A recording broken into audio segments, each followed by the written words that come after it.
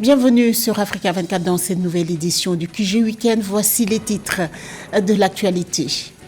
Nomination d'un nouveau président à la tête du conseil d'administration d'Ecobank Transnational Incorporated. Le Sénégalais Pape Madiaw Ndiaye remplace le Camerounais Alain Kounchou à la tête de cette institution bancaire panafricaine. L'État ivoirien a investi plus de 5 000 milliards de francs CFA pour le développement du secteur pétrolier avec un potentiel de 6 milliards de barils de pétrole brut selon le ministre ivoirien des Mines, de l'Énergie et du Pétrole, Mamadou Sagafoa. Vous l'entendrez dans ce journal. Et puis, réalisation de projets d'énergie électrique d'envergure pour que chaque Gabonais puisse avoir accès à l'électricité. C'est l'ambition du pouvoir central de Libreville. La somme globale de 1134,5 milliards de francs CFA va être investie pour le développement de ce secteur. Un nouveau président est arrivé à la tête du conseil d'administration d'Ecobank Transnational Incorporated après 9 ans de présidence. Le Camerounais Alain Kounchou a passé le flambeau au Sénégalais Pape Madiaw Ndiaye. La prise de fonction du nouveau président d'Ecobank a eu lieu le jeudi 6 juin à Lomé au Togo lors de la 36e édition des Assemblées générales de la Banque panafricaine. Samantha Sabero-Saboumanga. Pape Madiaw Ndiaye est le nouveau président du conseil d'administration d'Ecobank Transnational Incorporated. Le Sénégalais remplace le Camerounais Alain Kounchou après 9 ans de service.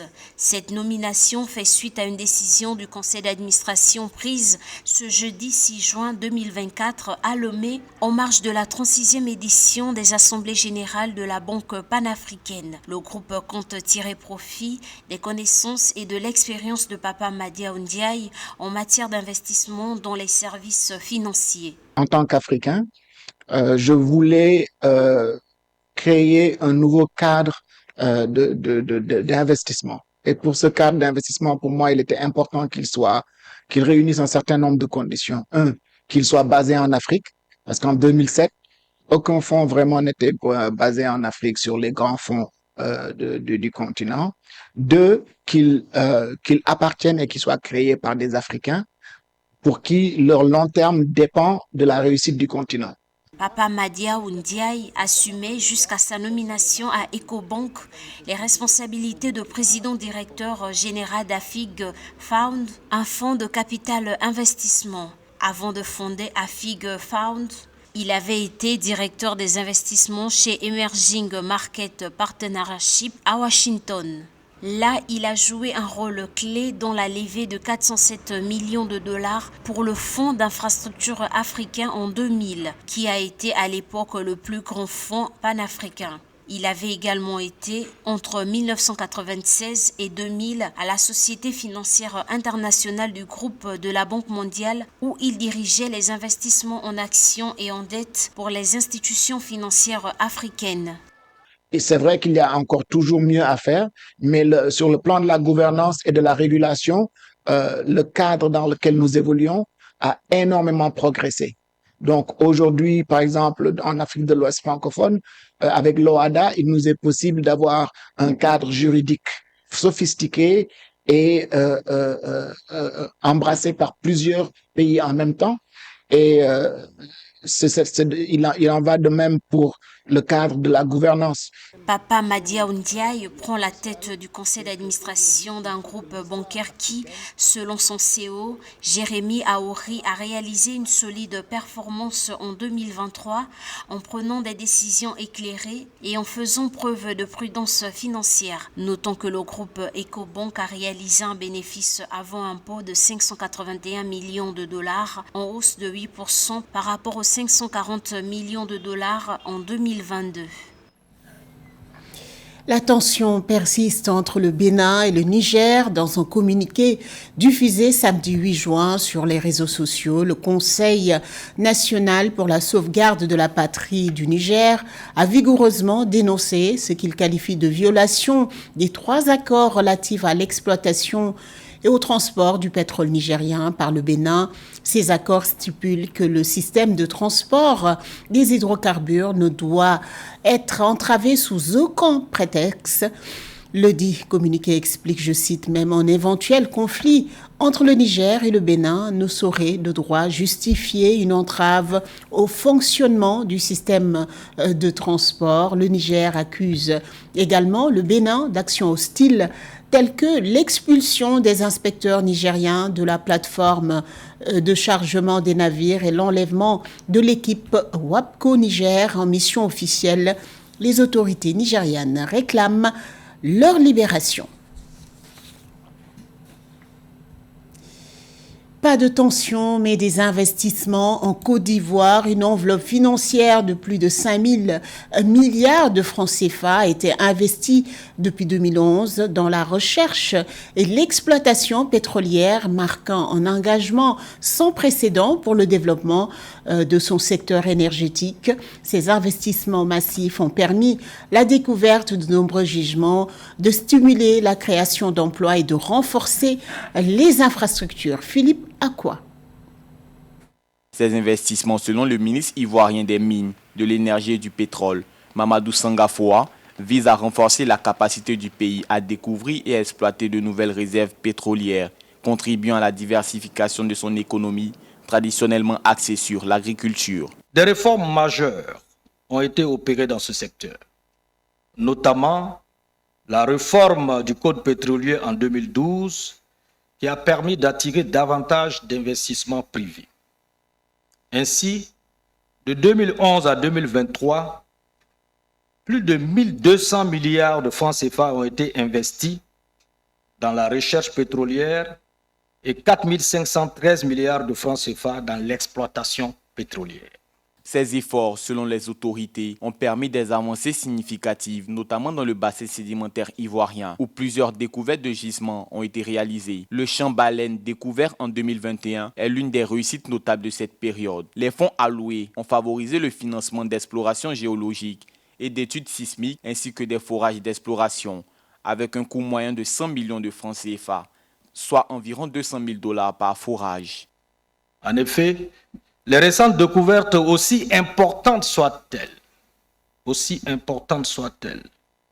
semblent négligeables par rapport à celles que nous espérons dans les années à venir. Mais d'ores et déjà, sur la base des réserves actuelles, notre pays pourra devenir exportateur net de pétrole brut à l'horizon 2030 et intégrer, s'il le souhaite, l'Organisation des pays producteurs de pétrole, l'OPEP. Il a à noter qu'au-delà de l'impact direct sur la production de pétrole et de gaz, ces investissements ont également stimulé le développement d'infrastructures locales, favorisé la création de plus de 10 000 emplois et renforcé les compétences techniques de la main-d'œuvre ivoirienne, soulignent les autorités. Des initiatives qui devraient permettre à la Côte d'Ivoire de se positionner comme un acteur émergent du secteur pétrolier en Afrique.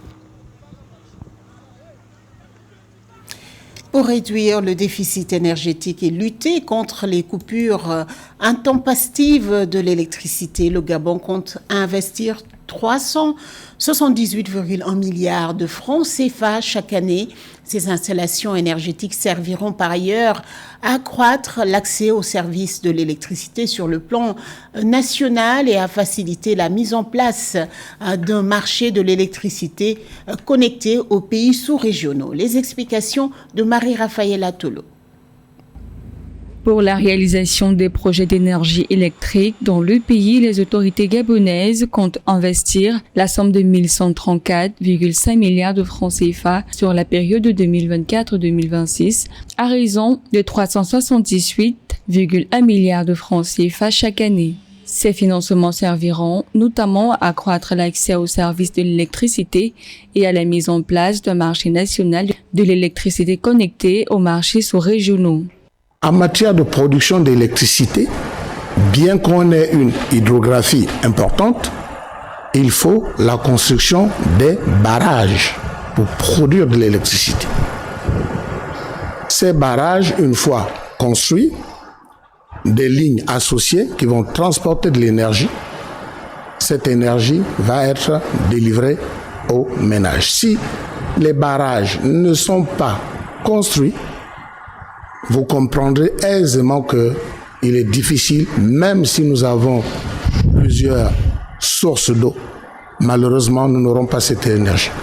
Dans le délai, 202 milliards de francs CFA vont être consacrés au développement des projets d'aménagement hydroélectrique de l'impératrice Eugénie, tandis que 42,5 milliards de francs CFA devront être investis pour l'aménagement hydroélectrique de FE2, 30 milliards de francs CFA pour la construction de la centrale thermique à gaz de Mayumba, 392 milliards de francs CFA pour le projet de construction de la centrale thermique d'Ongoulémenjim, tandis que 118 milliards de francs CFA seront mobilisés pour la centrale thermique à gaz d'Owedo, selon les autorités gabonaises. Aujourd'hui, tous les problèmes qui se posent sont occasionnés justement par le manque d'investissement structurant, et c'est ce qu'il faut dire. La réalisation de ces projets permettra de réduire le déficit énergétique dans un contexte où la Société d'énergie et d'eau du Gabon peine à satisfaire la demande locale avec des coupures récurrentes de l'énergie électrique dans le pays. Selon les chiffres du Plan national de développement de la transition, le Gabon disposait d'une puissance électrique installée de 704 MW à la fin de l'année 2023, avec un taux d'accès à l'électricité de près de 91,6%. Grogne manifestation, les Burkinabés sont en colère. Ils étaient des milliers à manifester ce vendredi 7 juin devant la représentation des Nations Unies à Ouagadougou. Ils reprochent aux Nations Unies de s'ingérer dans les affaires intérieures du pays. Cette manifestation intervient à la suite de la publication d'un rapport de l'ONU fin mai 2024 accusant l'armée burkinabé d'exactions sur des populations civiles. Les explications d'Esther Konan. Le vendredi 7 juin 2024, au Burkina Faso, des milliers de personnes ont manifesté devant la représentation des Nations Unies à Ouagadougou, à la suite de la publication d'un rapport de l'ONU fin mai 2024, accusant l'armée burkinabé d'exactions sur des populations civiles. Que l'ONU parte, nous n'allons pas négocier. Nous voulons la paix. Cela fait 10 ans que nous nous battons contre le terrorisme sans l'aide de l'ONU. Aujourd'hui, nous engrangeons des victoires et elle nous accuse. À noter que le haut-commissaire des Nations Unies aux droits de l'homme, Volker Turk, a exprimé le 31 mai 2024 sa vive inquiétude face à l'augmentation des meurtres de civils, faisant état de quelques 1794 personnes victimes d'homicides illégaux entre novembre 2023 et avril 2024. La coordination nationale des associations de veille citoyenne au Burkina Faso a remis une lettre de protestation aux responsables de l'institution onusienne. Monsieur le haut-commissaire, notre armée est composée de soldats consciencieux qui ont démontré leur professionnalisme dans plusieurs missions onusiennes à travers le monde. Comment ose-t-on les accuser de massacrer leurs propres frères et sœurs qu'ils sont en train de protéger comme la prunelle de leurs yeux? Nous exigeons que ces accusations soient publiquement rétractées pour rétablir l'honneur de nos soldats et de notre nation. Le haut-commissaire aux droits de l'homme a appelé le gouvernement du Burkina Faso à soutenir une enquête approfondie, indépendante et transparente sur toutes les allégations de violation et abus du droit international et à veiller à ce que les auteurs soient traduits en justice. Le Burkina Faso a toujours nié ces allégations et indiqué que ses soldats luttent contre les groupes armés avec professionnalisme et dans le respect des droits de l'homme. Environ 70% des décès maternels recensés dans le monde sont survenus en Afrique subsaharienne. Pour réduire cette inégalité d'accès aux soins et proposer d'autres alternatives, des professionnels de santé se sont réunis à Paris ce samedi 8 juin dans le cadre du 6e congrès franco-camerounais de gynécologie, obstétrique et périnatalité. L'objectif de cette rencontre sur la santé des femmes enceintes est de trouver, mais surtout de réfléchir aux solutions durables pour réduire la mortalité maternelle, mais aussi de combler le désert médical pour la prise en charge des patientes. Je vous propose d'écouter Clarisse Kingé-Ekolo, présidente de l'association franco-camerounaise pour la santé de la mère et de l'enfant, au micro de nos envoyés spéciaux Moustapha Kanté et Kamesh Katapoulé. Depuis 2007, nous essayons de travailler un peu au niveau de la réduction de la mortalité maternelle. Et lors de notre premier congrès en 2007, justement, avec le Collège des gynécos français, qui se sont déplacés pour aller au Cameroun, on était une soixantaine de personnes à s'être déplacées au Cameroun. On a essayé de faire d'abord un audit, voir un peu quelles sont les principales causes. Et on a vu que, justement, parmi toutes les causes existantes, il y avait l'absence d'école de sage-femme. Le gouvernement y travaillait déjà depuis pas mal de temps et le fait qu'il y ait donc toutes ces éminences et françaises et camerounaises et le gouvernement en réunion travaillaient ensemble, c'est-à-dire que les administratifs et les médicaux travaillaient ensemble, les administratifs ont pu prendre la décision. Il faut savoir que nous, les médecins, nous sommes des techniciens, nous exécutons, mais ceux qui prennent les décisions, ceux qui mettent en route tout ce qu'il faut pour le développement, c'est vraiment les administratifs. Pour parler de la mortalité maternelle, on peut avoir des médecins compétents dans un centre, mais si une femme qui saigne, pour aller dans ce centre-là, il n'y a pas de route, il n'y a pas d'électricité, il n'y a pas tout ça, on a beau avoir une équipe médicale compétente, ça ne marchera pas. Ce journal a été réalisé par l'ensemble de la rédaction. Merci pour votre fidélité. Dans un instant, une nouvelle édition de l'information sur Africa 24.